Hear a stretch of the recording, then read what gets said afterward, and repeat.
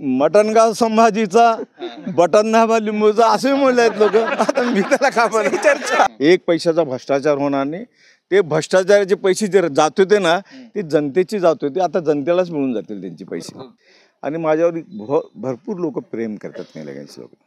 मी लोकांसाठी काम करतो. ते मागे काय केलं मला त्याचं देणं घेणं नाही. मी म्हणतो निलंगा म्हणजे खेडा असं वाटतं मला. आज परिस्थिती आमची सुशील बेकार भरपूर आहे तिथं निलंग्यामध्ये. स्वतःच घेतलेलं इलेक्शन आपणच लढवलं असं म्हणून. तर त्यांची समस्या काय ते बघायचे. मी खानदानी निलंगेकर आहे, विषयच येणार नाही. निलंगामध्ये प्रचार शिगेला पोहोचलेला आहे. लिंबन महाराज रेशमी माझ्यासोबत आहेत. शिवसेनेकडून तुम्ही मैदानात आहात. कशी असणार आहे यावर्षीची निवडणूक? कारण तुम्हाला निवडणूक लढण्याचा खूप मोठा प्रदीर्घ अनुभव आहे. विधानसभेची बी तुम्ही निवडणूक लढलेली आहे. 2014 मध्ये पहिले प्रथम मी तुमचं सगळं ठीक आहे. मी 2014 मध्ये सुद्धा निवडणूक लढलेली आहे. त्या टायमात मला भरभरून मतदान निलंग्यातून सगळ्यापेक्षा जास्त इथून 6000ची लीड होती मला इथं.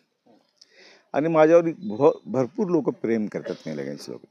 मी लोकांसाठी काम करतो, उगं वचन देत नाही. मी काम करतो. तर आज मी सर्व मतदारसंघामध्ये मी जेव्हा फिरतो, पायी फिरतो, हर एक गल्लीमध्ये रस्ते काय आहेत, नाल्या काय आहेत, पाण्याची व्यवस्था कशी आहे, ही सगळी माहिती घेऊन सगळ्या जनतेमध्ये जाऊन त्यांची विचार करून त्या पद्धतीनं मला काम करायचं की एक चांगलं एक निलंगा, एक सुंदर निलंगा. ते मागे काय केलं मला त्याचं देणं घेणं नाही. मला आता इथं एक स्वच्छ निलंगा आज प्रगतीवर जायला पाहिजे. आज औसा मागून येऊन पुढे गेलेला आहे. तर आमच्या निलंगेची अशी आहे की मोठ्या मोठ्या पदावर बी जाऊन काही करू शकले नाहीत. तर सगळे जनतेच्या भरोशावर त्यांचा मतदार म्हणजे माझा मालक आहे. मी त्यांचा सेवक म्हणून राहणार आहे. आणि ते त्यांच्याप्रमाणेच त्यांनी जे सांगतील त्या पद्धतीने काम होऊन जाईल. आणि भ्रष्टाचार मुक्त, एक पैशाचा भ्रष्टाचार होणार नाही. ते भ्रष्टाचाराचे पैसे जे जात होते ना ते जनतेची जात होते, आता जनतेलाच मिळून जातील त्यांचे पैसे. काय विकास झालाय असं वाटतंय? कारण अनेक दिवसापासून सत्ता भाजपकडे राहिलेली आहे. कुठले विकास झालाय आणि कुठं झालेलाच नाही असं वाटतं? मी म्हणतो निलंगा म्हणजे खेडा असं वाटतं मला. मी निलंगा तालुका असं कधी दिसलं नाही. कोण बी उद्या आज सगळे आमचे मार्केट सुद्धा बघा, सगळे पत्र्याचे दुकान आहेत. सगळे रिझर्वेशन असल्यामुळे तिथं पत्र्याचे दुकान असल्यामुळे हे रिझर्वेशनच्या अडचणीमुळं बिल्डिंगा बांधू शकले. आज आमचं सुशील बेकार अगर 10 लाखाचा 1 कोटी 2 कोटी खर्च करायचा असलं तरी पत्र्याच्या दुकानात कसं घालाल त्यांना? तर त्यांना बिल्डिंग राहायला पाहिजे. आज मेडिकल दुकान सगळं, आज मेडिकल सुद्धा पत्र्याच्या दुकानामध्ये. मेडिकल म्हणजे सोपं नाही. ते त्याला RCCची दुकानं पाहिजे, म्हणजे वर स्लॅब ते राहिलं तरच मेडिकल होतं. कुठं कोणचीच आहेत. तर हे परिस्थिती व्यापारीची बी अशी आहे की खोळंबली. आता भाजी मार्केट निलंग्याची पहिले दूध डेअरीच्या पुढे होते, पुन्हा तिकडं जागा दिले. मग त्या भाजी मार्केटवर कमीत कमी 1000 लोक, 1000-1500 म्हणजे 1000 लोक राहत होते. 1000चे त्यांचे 5 तर घरा लोक आज त्यांच्यावर घर चालत होतं. ते भाजीपाला मार्केटच उठून टाकले. रोजगाराची काय परिस्थिती आहे? रोजगार मिळतो का निलंग्यात? कुठलंच नाही. आता MRDC आमची त्या म्हणजे ह्याला आहे ते, म्हणजे दापका रोडला. आणि तिथं सगळे आज मंगल कार्यालय. आता मुख्यमंत्री होते पण कधलं एक कारखाना नाही ना कुठला काही नाही. आज परिस्थिती आहे आमची सुशील बेकार भरपूर आहे तिथं निलंग्यामध्ये. परिस्थिती निलंग्याची नेमकी जबाबदार कोण आहे आणि का झाली? आमची ह्या लोकांनी आमच्या भरोशावर त्यांना निवडून दिले. काही लोकांना त्यांच्या आत्मविश्वासात काहीतरी करते, मोठ्या पदावर गेल्यात काय ते, पण कुठलंच विकास झाला नाही. मुख्यमंत्री राहिलेले आहेत, कॅबिनेट मंत्री राहिलेले आहेत आणि अशा अनेक पदं मिळालेले आहेत. महाराष्ट्रात जेव्हा जेव्हा सत्ता आहे तेव्हा निलंग्याचा माणूस आमदार तरी आहे किंवा मोठ्या सत्तेत तरी आहे. मग विकास का झाला नाही निलंग्याचा? आता त्यांना माहित सगळं. त्यांनी का, त्यांचा विषय आहे ते, त्यांनी का करायला पाहिजे. आपण आतापासून लोकांनी आपल्यावर भरोसा ठेवून दिले, पण त्याच्या भरोशाचं त्यांनी हे केलेलं आहे. त्यांचं वेळेस जेव्हा निवडणूक येते त्यावेळेस तुमच्याकडे पर्याय म्हणून पाहिला जातो. प्रत्येक निवडणुकीमध्ये, मागच्या निवडणुकीमध्ये मोठ्या प्रमाणात तुम्हाला मतदान देखील झालं.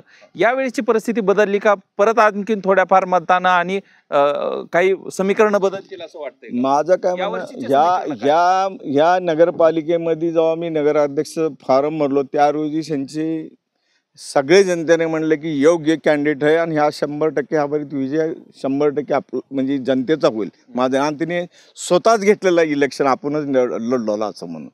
माझं नाही, जनतेनेच घेतलेलं आहे. त्याचा मला आत्मविश्वास आहे त्यांच्या माझं मी काम करू शकतो ह्या आत्मविश्वास ठेवून त्यांनी मला मतदान करणार म्हणजे त्यांनीच हातात घेतलेली आहे. मी येत होतो ज्यावेळेस लातूरहून निघालो त्यावेळेस बसमध्ये मला एक जण भेटले होते. त्यांनी सांगितलं की शाही लग्न जरी केलं असलं तरी लोकांच्या संपर्कात असलेला नेता आहे आणि सगळ्यांना पत्रिका दिली ही का कसं जमतं हे सगळं करायला. त्यांच्याकडं सगळं एवढं असताना मी माझं वैयक्तिक येताना तू सांगत होता नेमकं लग्न कसं केलं हे सगळं. हे कसं आहे मी त्यावेळी 40,000 लोक आलते मी 30,000 पत्रिका काढलो पण सामान्य गरीब लोकांना दिलेल्या मी पत्रिका लहान लोकांना आणि VIP सिस्टम नव्हता माझ्याकडं सामान्य हो मोटर हो ते एकच जेवण सगळं गलत मी केलेलं आणि ते आत्मविश्वास आहे मला आणि त्यांनी स्वतः गरीब लोक मजूर करणारे लोक सुद्धा त्यांनी म्हणलं गाड्या करून आलेले ते मला आत्मविश्वास आहे की माझ्यावर एवढं प्रेम करतात लोक आणि ते जमायचं काय नाही हे सगळे देणारे प्रभू आहेत.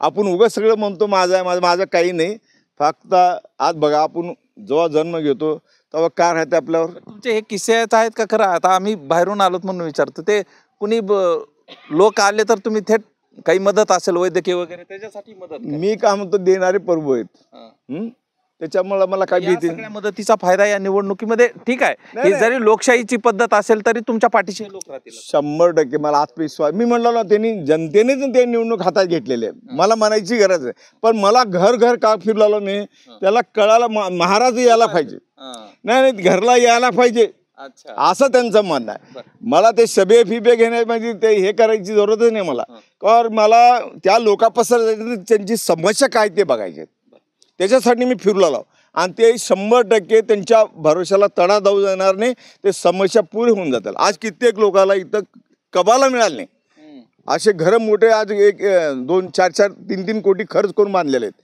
त्यांना कबाले नाहीत.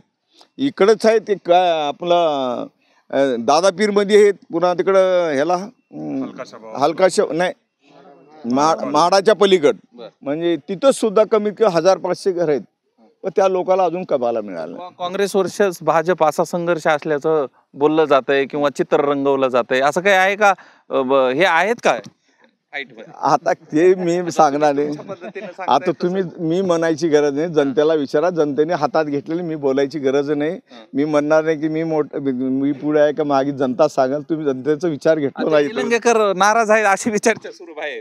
निलंगेकरचा संबंध माझा काय त्या निलंगेकर त्यांचा विषय आहे ते आता एक निलंगे काँग्रेसचे अगर त्यांच्याकडे असेल त्यांनी म्हणलं महाराजाला सपोर्ट द्या म्हणलं त्याच्यामुळे ते काही लोक चर्चा सुरू आहे का असं विचारचे आहे त्याच्यामुळे.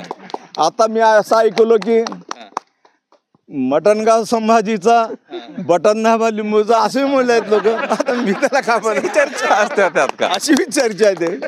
ही सगळं घडत असताना ज्या वेळेस हे सगळं निवडणुकीचं वातावरण असतं त्यावेळेस अनेकदा तुम्ही या निवडणुकी लढलेल्या आहेत या वेळेसची निवडणूक वेगळी कशी आहे असं वाटतं. वेगळी म्हणजे असं हे डायरेक्ट नगराध्यक्ष असल्यामुळं शिर्षीची निवडणूक आहे कारण त्या दोघांचे प्रतिष्ठेचा सवाल आहे. माझा काय मी एक सामान्य माणूस आहे ते आता मंत्री राहिलेला तिकडून त्याचा एक सपोर्टर म्हणजे मंत्रीच राहिलेला आहे काँग्रेसवाल्याचं. आम्ही तर आघाडीमध्ये होतो त्यांना वाटलं की बाबा त्यांनी मोठे आहेत असं वाटलेलं आहे. मी सामान्य लोकांचं काम केलं आघाडीप्रमाणे तुम्ही सगळ्यांनी प्रेमानं राहा आपण जे कॅन्डिडेट चांगला योग्य तुम्ही द्या. गुत्तेदार वर्सेस व्यापारी असं देखील बोललं जातंय. दोन्ही जे पुढचे उमेदवार आहेत एक गुत्तेदार आहे असं बोलते एक हे असं बोलते खरंच असं आहे का.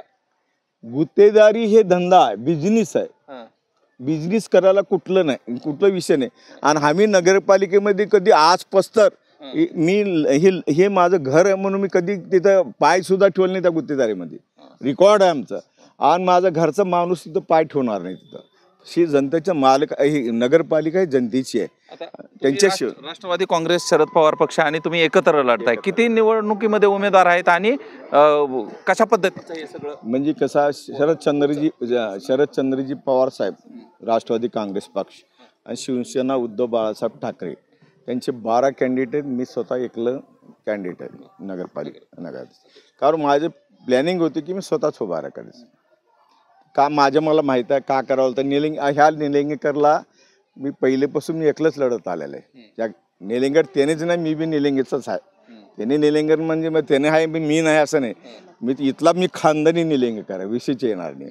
तर माझं सगळं इथं आज आमचे गुरुबाबा इथं राहतात पिरपा साहेब आमचे गुरु आहेत आम्ही इथलेच वतनदार आहेत. आमचं मान आहे जनतेमध्ये मान आहे आणि मी त्याला तडा जाऊ देत नाही. हा माणसाचा मल्लनाथ महाराज की खीर म्हणा येणाऱ्याला देत राहतो आमच्या इथं काय. महाराज रेशमे सांगतायत विजयासाठी निश्चित आहेत, मात्र येणारी निवडणूक चुरशीची असेल. काँग्रेस वर्सेस भाजप असा सामना रंगल्याचं दिसतंय. मात्र रेशमे यांच्या निमित्तानं यावेळेस तिरंगी लढत होणार असल्याचं पाहायला मिळतंय. त्यामुळं येणारी निवडणूक रंगतदार होईल. जनता कुणाच्या मागे उभा राहते, कुणाला मतरूपी आशीर्वाद देते हे पाहणं महत्त्वाचं असणार आहे. इथंच थांबूया. धन्यवाद.